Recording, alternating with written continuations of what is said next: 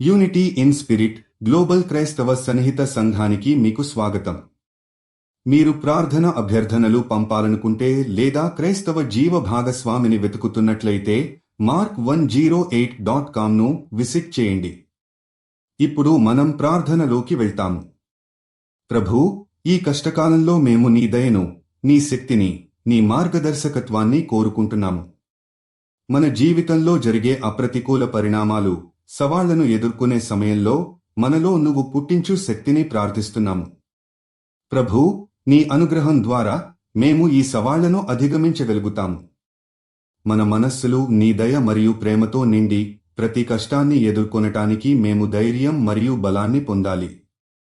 నీ పవిత్రమైన రక్షణతో ఈ జీవితం మనకు శక్తిని అందించి ప్రతి కష్టాన్ని, బాధను లేదా సందేహాన్ని అధిగమించేందుకు మాకు సహాయపడాలి. నువ్వు మనల్ని ఎప్పుడూ విడిచిపెట్టావా, కానీ మనం నీ ఆత్మ ద్వారా ప్రతి కష్టాన్ని సహజంగా, శాంతితో పరిష్కరించగలుగుతాము. ప్రభూ, నీవు మనకు ఈ శక్తిని ఇవ్వాలని మనం కోరుకుంటున్నాము. మన ఆత్మలో సమాధానం, ధైర్యం మరియు ఆశను నింపాలని. ఈ కష్ట సమయాల్లో నీ దయ మనల్ని దారితీస్తుంది. మేము ఎన్నడూ విరిగిపోతామా అని అనుకుంటే నీ వాక్యాలు మాకు ఆశ కలిగిస్తాయి. మేము ఈ ప్రార్థనను యేసుక్రీస్తు నామంలో చేస్తున్నాము. ఆమెన్. యూనిటీ ఇన్ స్పిరిట్తో కలిసి ప్రార్థించినందుకు ధన్యవాదాలు.